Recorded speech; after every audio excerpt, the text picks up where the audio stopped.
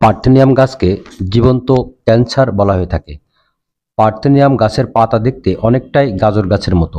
Parthenium সূর্যমুখী উপজাতির উদ্ভিদ, যার জন্ম মেক্সিকোতে, কিন্তু বর্তমানে সারা বাংলাদেশের সর্বত্রই ভয়ঙ্কর বিপজ্জনকভাবে ছড়িয়ে পড়েছে। পরিত্যক্ত জমিতে ও রাস্তার দুই পাশে এই গাছ দেখতে পাওয়া যায়। এমনকি আমাদের দেশের অনেক স্কুলের মাঠেও এই গাছ দেখতে পাওয়া যায়। পার্থেনিয়াম গাছ বাঁচে 3 থেকে 4 মাস। এই সময়ের মধ্যেই 3 বার ফুল ও বীজ দেয়। পার্থেনিয়ামের একটি গাছ 4 থেকে 25,000 বীজের জন্ম দিতে পারে। এই বীজ এতই ছোট যে সাধারণত গবাদি পশুর গোবর, গাড়ির চাকা বা জুতার স্যান্ডেলের তলায় কাদামাটি, সেচের জল ও বাতাসের সঙ্গে এর বিস্তার ঘটে। এর বীজ 5 থেকে 6 বছর পর্যন্ত ভালো থাকে। পার্থেনিয়ামে রয়েছে এক ধরনের বিষাক্ত টনিক বা বিষ, যা মানুষসহ অন্যান্য প্রাণীদের জন্য ক্ষতিকর। পার্থেনিয়াম আগাছা ফসলি জমিতে থাকলে ফসলের উৎপাদন প্রায় 40% কমিয়ে দেয়। পার্থেনিয়াম আগাছাযুক্ত মাঠে গবাদি পশু চড়ানো হলে পশুর শরীর ফুলে যায়, তীব্র জ্বর, বদহজম সহ নানা রোগের উপসর্গ দেখা দেয়। পার্থেনিয়াম মানুষের হাতে পায়ে লাগলে হাত পা চুলকায়, লাল হয়ে যায় এবং পরে ত্বকের ক্যান্সারের সৃষ্টি হতে পারে। আক্রান্ত ব্যক্তি ঘন ঘন জ্বর, অসহ্য মাথা ব্যথা ও উচ্চ রক্তচাপে ভুগতে পারে। 10 মিটার দূর থেকে পার্থেনিয়ামের ফুলের রেণু মানুষের অ্যালার্জি, হাঁপানি, চর্মরোগ সহ সৃষ্টি করতে পারে নানান রোগের।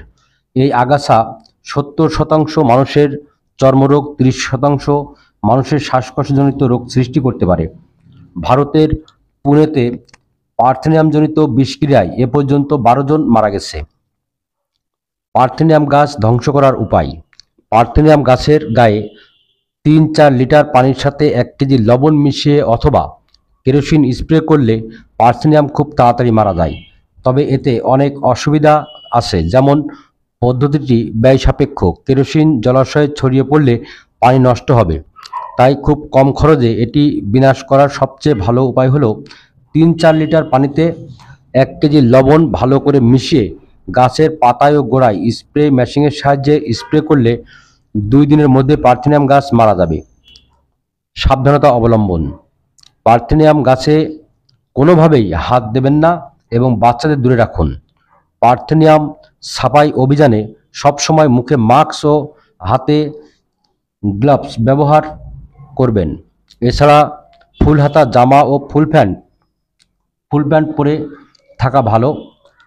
ছাপাইয়ের পর জামা কাপড় ভালো করে ধুয়ে ফেলবেন ও নিজে স্নান করে বাড়িতে ঢুকবেন।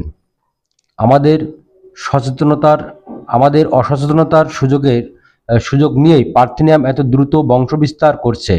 তাই সকলের কাছে আমাদের অনুরোধ, আপনারা নিজেদের চারপাশে পার্থেনিয়াম মুক্ত রাখুন, এই বিষয়ে জনসচেতনতা ছড়ান ও নিজে সুস্থ থাকুন।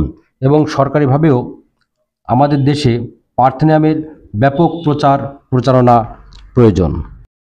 আপনার নাম কি? বিমাল। আচ্ছা, এই যে পাশে দেখা যাচ্ছে যে এই গাছটা কি গাছ, আপনি চেনেন? এই গাছ সম্পর্কে জানেন কিনা কোনো কিছু? এই গাছ সম্বন্ধে জানিনি, কি একটা গাছের নাম বলিল আমার, এটা আমার খেয়াল হচ্ছে না। আচ্ছা, এই গাছে বলে ক্যান্সার হয়। তা এই গাছটা কিনা আপনি সেটা জানেন না? না।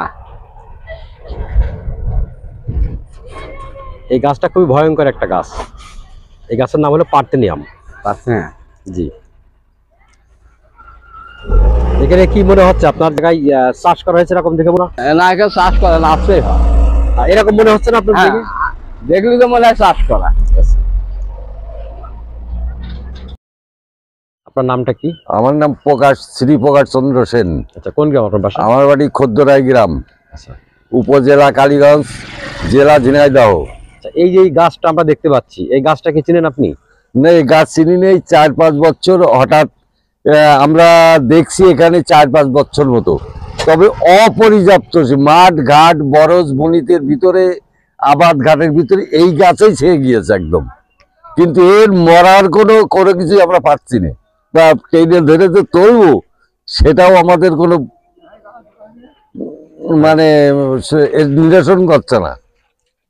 এই গাছটা যে একটা ভয়ঙ্কর গাছ সেটা সম্পর্কে কি আপনাদের ধারণা আছে বা জানেন? না, আমরা এটা জানি না। সরকারি ভাবে কোনো কিছু জানানো হয়েছে কিনা আপনাদের? না, সরকারি ভাবে কোনো কিছুই জানানো হয়নি। আচ্ছা।